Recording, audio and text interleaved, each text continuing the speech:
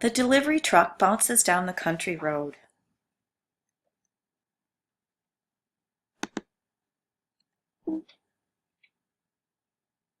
It has a delivery to make at the Pottery Place.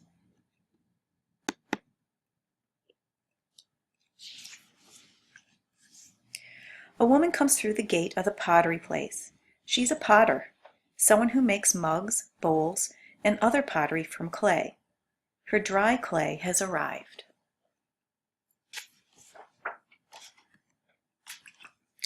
The delivery person and the potter carry the bags inside.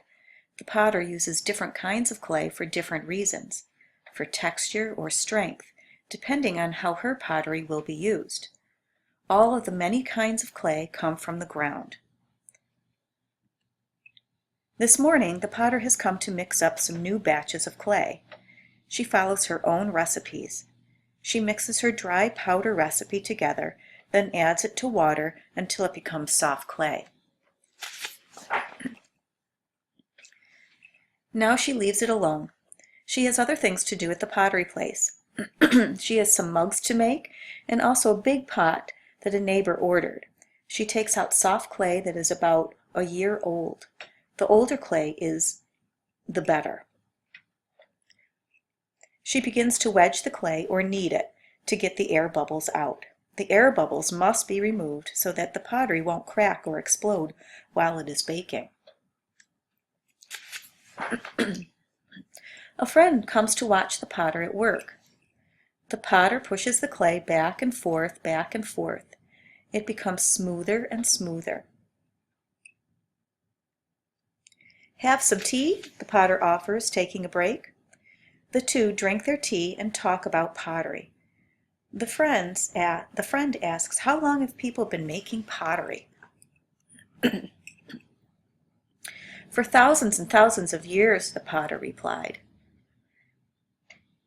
American Indian bowl about 1,300 years old.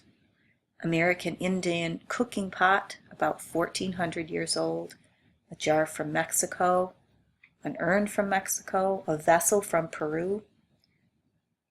Pottery has been found all over the world. England, Greece, Spain, Egypt, Iran, Africa, China, Japan.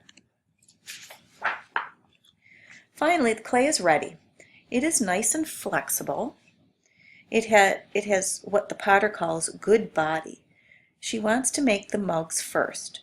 She rolls the clay out and tears off a section for each mug. Now she uses her potter's wheel. She places a lump of clay on the center of the wheel. She dips her hands in a bowl of water. Then she kicks the flywheel to make it spin. As the kick wheel spins, the potter pushes her wet fingers into the center of the spinning clay.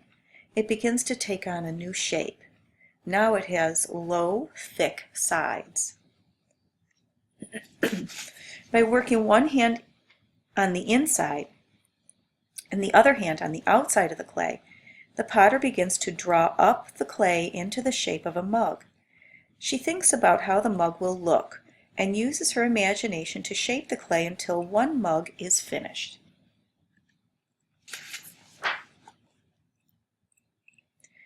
The potter, with a smooth rhythm, does this over and over until 12 mugs are lined up. She'll add their handles tomorrow. Next, she begins to make the big pot.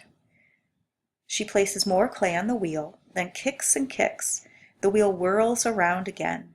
The pot slowly becomes taller, taller, and taller. Then the potter gently separates the pot from the wheel with her wire.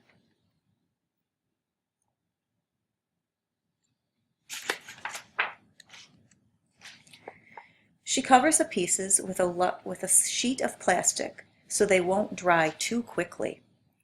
A man comes into the Pottery Place. He wants the potter to make a teapot, and she writes the order down. A whole batch of pottery she made last week is dry enough to be bisqued or baked. At this stage, the pottery is called greenware. She has decorated some with designs painted on in slip, which is a creamy colored clay. She has cut designs into the surface of other pieces. Now the potter carefully places them all into a special oven called a kiln. The potter stacks the greenware in tightly near a peephole.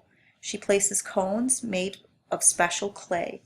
The heat is turned on to fire the pottery.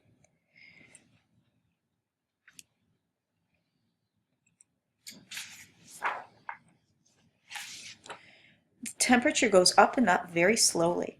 The potter checks the cones through the peephole from time to time. When the cones start to bend, the potter knows it's time to shut the kiln off. The kiln cools. More time goes by. When the kiln is cool enough, the potter carefully removes the fired pottery. Now she wants to color the pottery. She slowly pours the glazes, but they have no color yet. They will become brilliant colors once they are fired in the kiln. Everything goes into the kiln again. This time the pots cannot touch one another because the glazes will stick together. The temperature climbs higher this time to the correct degree for firing the potter's glazes. Then she shuts the kiln off and lets it cool down.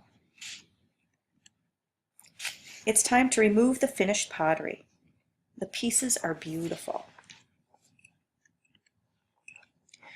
The potter has promised to deliver some of her pottery to a gift shop in town. She carefully wraps the pieces, places them in boxes, and packs them in her van. The first stop is at a neighbor's house. This vase is for her. The next stop is the gift shop. The boxes of pottery are carried in and unpacked. The shop owner pays the potter and sets up a display. The customers arrive. The customers admire the wonderful pottery, while the potter drives back to the pottery place. How to make your own pottery. This book describes one traditional method of pottery making. Here are 3 simple methods you can use to make your own pottery. A kiln is not needed if you use ready-to-use air-dry clay. The first one is the pinch pot. You roll out the clay into a ball, you push your thumb into the center of the ball, pinch the edges to bring up the sides of the pot. When the clay is hardened, decorate the pot with tempera paints. The coil pot. Take a piece of clay and roll it into a ball. Flatten to make a small bottom of the pot. Roll the rest of the clay into long strips. Using the bottom of the pot as foundation, coil the strips on top of one another. Dip your fingers into a bowl of water and smooth out the coils. When the pot is hard, color it with tempera paint. And lastly, the slab pot.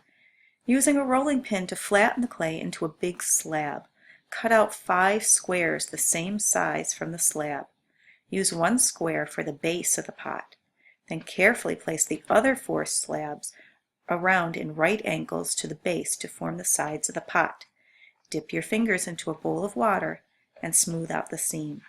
When the pot hardens, decorate the pot with tempera paint.